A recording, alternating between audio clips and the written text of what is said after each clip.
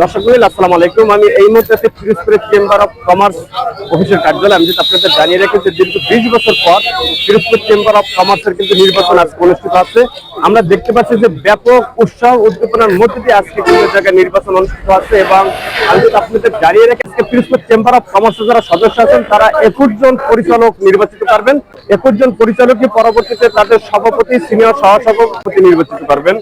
আমরা আজকে Pirojpur chamber of কমার্সের যে নির্বাচনের যে পরিবেশ আমি আপনাদের দেখানোর চেষ্টা করছি। সবচেয়ে দুঃখজনক ঘটনা, পিরোজপুরে কোনো বড় ব্যবসা নাই, পিরোজপুরে কোনো ইন্ডাস্ট্রি নাই, একটা ইপিজেড নাই। পিরোজপুরে যদি একটা ব্যবসায়ীদের জায়গা থাকতো, ব্যবসায়ীদের জন্য একটা নির্ধারণ করা হইতো, বড় ব্যবসা ইন্ডাস্ট্রি করা যাবে, সেটা কেউ উদ্যোগ নেয় না।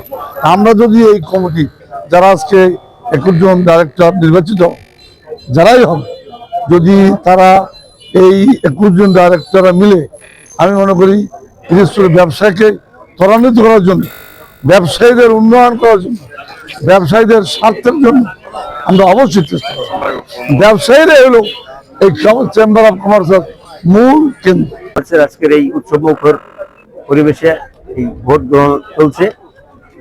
আমি বলবো এই ব্যবসায়ী সংগঠন যদি শক্তিশালী হয়, বাংলাদেশে একটি বৃহৎ অংশ যুব সমাজ বেকার, তারা ব্যবসায়ী ক্ষেত্রে তাদের উদ্বুদ্ধ করতে হবে এবং পিরোজপুর জেলা ব্যবসায়ী সমিতিকে শক্তিশালী একটি সংগঠনে পরিণত করতে হবে, যাতে পিরোজপুরের ব্যবসায়ীদের মাধ্যমে সকলের একটি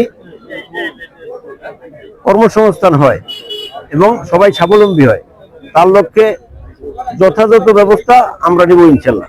আমি চেম্বার অফ কমার্সের 3 নম্বর ভোটার। জনাব তারেক রহমানের নির্দেশনা অনুযায়ী সমস্ত প্রতিষ্ঠান গণতান্ত্রিক পদ্ধতিতে নির্বাচিত হবে, এই সিদ্ধান্তের পরে আমরা পিরোজপুর চেম্বার অফ কমার্সকে এই নির্বাচনী উৎসবের মধ্যে নিয়ে এসেছি। আপনারা নিশ্চয়ই জানেন, অতীত সরকারের সময় এই চেম্বার অফ কমার্সটা সবসময় কক্ষিগত ছিল, কোনোদিন আজ পর্যন্ত নির্বাচন হয়নি। আজকে আমরা আশা রাখি এই নির্বাচনী ধারাবাহিকতা অব্যাহত থাকবে। আপনাকে অনেক ধন্যবাদ। মোহাম্মদ শামীম হাসান রনি, পিরোজপুর চেম্বার অফ কমার্সের একজন সদস্য হিসাবে আজকে আমি পরিচালক পদে নির্বাচন করতেছি। এই নির্বাচনে যদি আমি জয়ী হতে পারি, পিরোজপুর জেলা সকল ব্যবসায়ীদের জন্য আমি পরিচালক হিসেবে যতটুকু আছে, যা যা করা দরকার উন্নয়নের স্বার্থে সেটা করব এবং নির্বাচনের ব্যাপারে আমার কোনো অভিযোগ নেই এবং শতভাগ স্বচ্ছতা এই নির্বাচন কমিশন করতেছে এবং সব ব্যবসায়ী উপস্থিত আছেন উৎসাহ উদ্দীপনার মধ্যে ভোট দেওয়ার জন্য। আমার ব্যালট নম্বর হলো 34। আমার নাম মিজানুর রহমান শরীফ, আমার ব্যালট নম্বর হচ্ছে 19।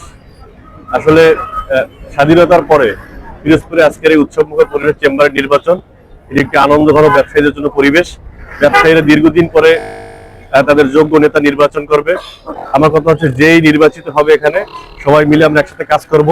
ডিরেক্টর, সভাপতি, সদস্য আমরা বড় কোনো বিষয় না, বিষয় হচ্ছে চেম্বারকে টেকসই একটু উন্নয়ন করা। সবচেয়ে বড় বিষয়, পিরোজপুর একটি অবহেলিত জেলা, এখানে ক্ষুদ্র ব্যবসাকে বৃহদায়নের মাধ্যমে একটি শিল্পাঞ্চল গড়ে তোলা সম্ভব। আমি নির্বাচিত হলে সেটা নিয়ে কাজ করবো ইনশাল্লাহ।